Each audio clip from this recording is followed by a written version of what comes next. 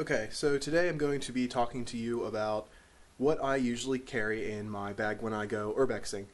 I'm going to start with the most important things. Probably my most important item is my excuse me, MSA respirator.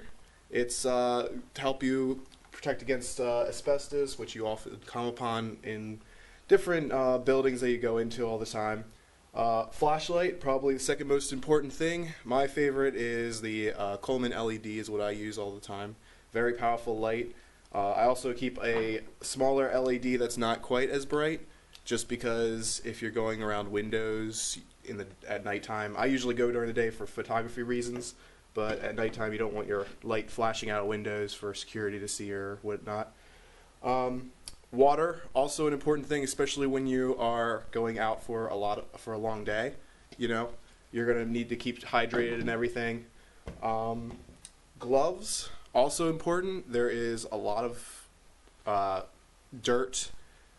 Who knows what else is all in there when you're touching railings, whatnot. If you want to pick stuff up, it's good to have a good pair of maybe gardening gloves would work. These are general purpose grip construction gloves. Speaking of gloves, I also keep latex gloves. Not really sure why. I never really used them that much, but just thought it would be a good thing to have just for picking something up or something like that. Kind of similar to the water, you want to have snacks, food, keep your energy up, especially on long days of exploring. My camera, I use a Nikon D3100. It's my first SLR camera. I like it a lot. I've only had it for maybe like 2 weeks or so. Before that, I was using the Samsung TL500, which I'm recording with right now. Not a bad camera. It's technically a point and shoot, but it does have manual controls, so you can adjust the aperture and shutter speed. Tripods are important. I carry a GorillaPod, and my camera is currently on my larger tripod that I carry. But you're going to be coming along a lot of low light situations if you're really into the photography thing like I am. So you're going to need to be keeping your camera stable. Hand sanitizer. This is very girly hand sanitizer that my cousin got me as a joke, but it works nonetheless. It smells like gingerbread, you know. It's going to smell good. I forgot to mention, with the flashlights, always carry extra batteries. I was in Philly a little while ago, and I forgot my one flashlight, so all I had was my Coleman LED, and ran out of batteries while we're in the basement of an abandoned warehouse. Terrible situation. Thankfully, I was with other people that had other flashlights that could light the way. And on the batteries note, also for photography reasons, you're going to want extra battery. Your battery's going to go by faster than you think usually, so I always carry an extra battery for both of my cameras. I do carry my small TL500 still sometimes, just as extra battery support. The photographer's right, excuse me. It's basically everything you need to know about what your legal what the legal situation is on photography. They aren't, at least this is from what I can understand, is if security or cops catch you, they cannot erase your SD card or your memory on your camera.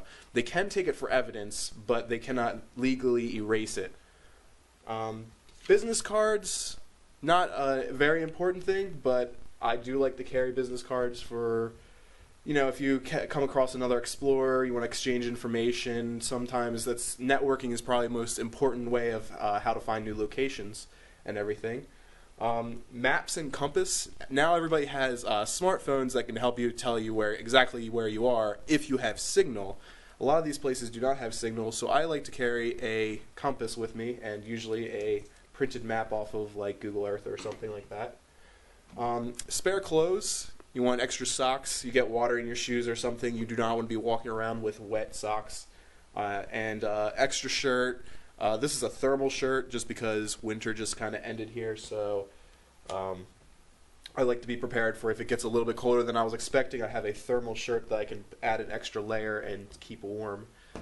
My backpack, nothing special. I've actually had this since I was in Boy Scouts, Cub Scouts. like 5th grade. Long time I've had this thing. It's coming apart. I had to like put like safety pins to keep the hole from getting bigger. Got to get a new one soon, but any backpack will do. I usually say travel light as you can, just because you're going to be walking around and you're going to be having to go into small spaces sometimes, and you don't want to be having a huge amount of gear and a huge bag with you. Camera case wise, now that I've got my big SLR, I wanted a nice case to protect it.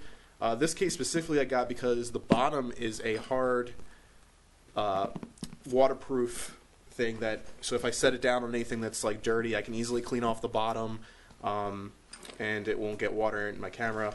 This is by Case Logic. It also has like a little hammock in there to keep your camera safe and everything, but I'm not going to go into much details about the case. That's for another review. And I believe, and then rope. I did forget about rope. Rope is not super important depending on what you're doing. I've only really used rope once. It was definitely worth it, I would say, but the guy almost got stuck down in a hole, and thankfully we got it back up with the rope and an extra ladder that we found back down in the hole.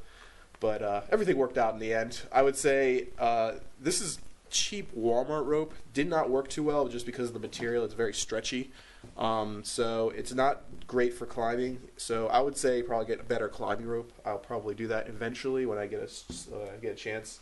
But not the most important thing of the gear. So just to recap, the most important things you probably want to carry is an MSA safety respirator, gloves, and a flashlight.